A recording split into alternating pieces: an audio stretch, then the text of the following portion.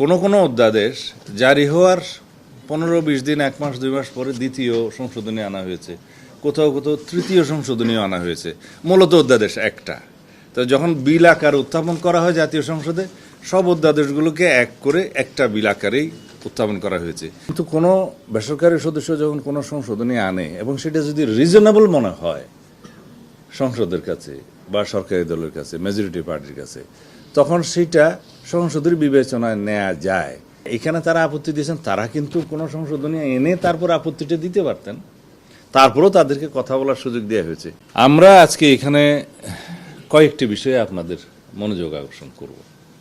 এক হচ্ছে, বেশ কয়েকবার জাতীয় সংসদের অধিবেশন থেকে অবশ্যই বিধি মোতাবেক বিরোধী দলীয় মাননীয় নেতা এবং অন্যান্য সদস্যগণ তারা ওয়াক আউট করেছেন বিভিন্ন ইস্যুতে। এটা পার্লামেন্টারি কালচার অনুসারে তারা করতেই পারেন বিধি মোতাবেক। কিন্তু যে সমস্ত ইস্যুতে তারা ওয়াক আউট করেছেন ওখানে কিছু কিছু তথ্য সঠিক ছিল না, ওনারা সঠিকভাবে উপস্থাপন করেনি। হয়তো তারা সরকারি দলের উপরে বিভিন্ন বিষয় দোষ চাপিয়েছেন বলা যায়।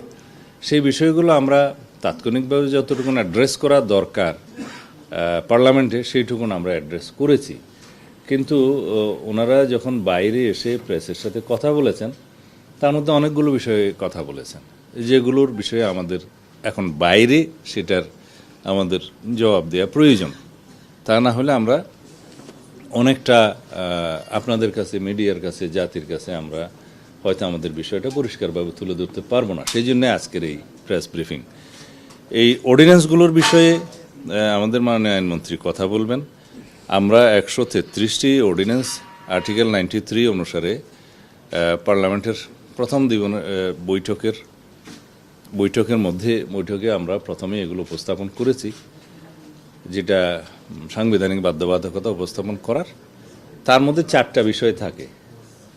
হয় 30 দিনের মধ্যে এগুলো অনুমোদন করতে হবে, অথবা অননুমোদন করতে হবে, অথবা এগুলো বিল আকারে অথবা সংশোধিত আকারে আমাদেরকে সেটা পার্লামেন্টে তুলে স্ব মন্ত্রণালয়ের যে সমস্ত অর্ডিন্যান্সগুলো জারি করা হয়েছিল সেগুলো আইনে পরিণত করতে হবে। তা আমরা একটা বিশেষ কমিটি জাতীয় সংসদের প্রথম দিকে যেটা করে দিয়েছিলেন মাননীয় স্পিকার, এই সংসদীয় বিশেষ কমিটির প্রস্তাবনার মধ্যেই থাকে তার অ্যাক্টিভিটিস কী হবে, কার্যক্রম কী হবে।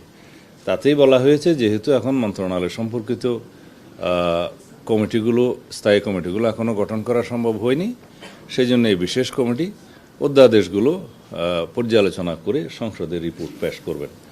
সেটা সংক্ষিপ্ত সময়ের মধ্যে 3টা লং সেশনে আমরা বসে বিশেষ কমিটিতে 2 তারিখে, এপ্রিলের 2 তারিখে সেটা বিশেষ রিপোর্ট সংসদে সেই কমিটির আহ্বায়ক আমাদের মাননীয় সংসদ সদস্য অ্যাডভোকেট জয়নাল আবদিন সাহেব প্লেস করেছেন। তার মধ্যে কয়েকটা ভাগে এটা প্লেস করা হয়েছে।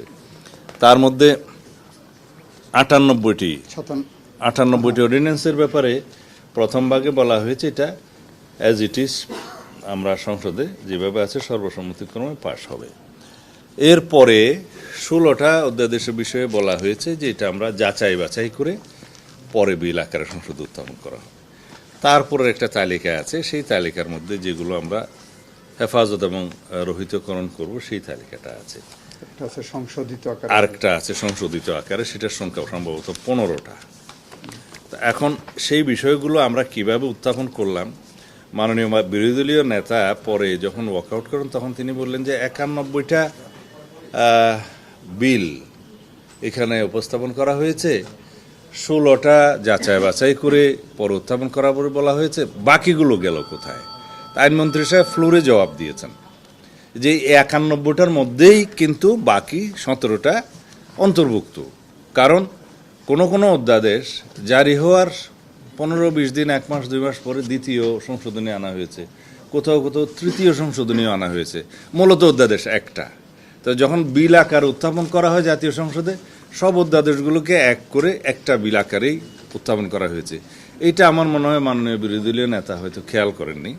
সেই কারণে তিনি মনে করেছেন 91টা না হয় প্লেস হলো, 16টা প্লেস হবে না, বাকিগুলো গেল কোথায়? বাকিগুলো এই 91টার মধ্যেই অন্তর্ভুক্ত। তিনি হয়তো এটা খেয়াল করতে পারেন। ডিটেলটা আইনমন্ত্রী সাহেব বলবেন।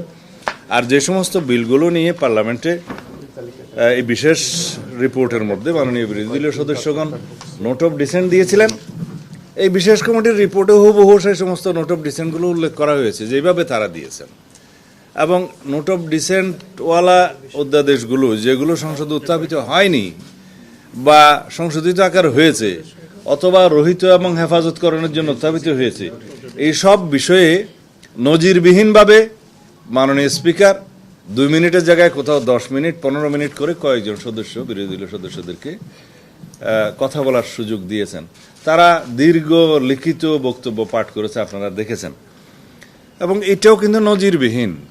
তো যে সমস্ত বিষয়ে এগ্রিড হয়েছিলাম সেগুলোর ব্যাপারে আলাদা আপত্তি উত্থাপন করতে পারে যখন বিল উত্থাপিত হবে অথবা বিল উত্থাপন করার জন্য অনুমতি প্রার্থনা করবে।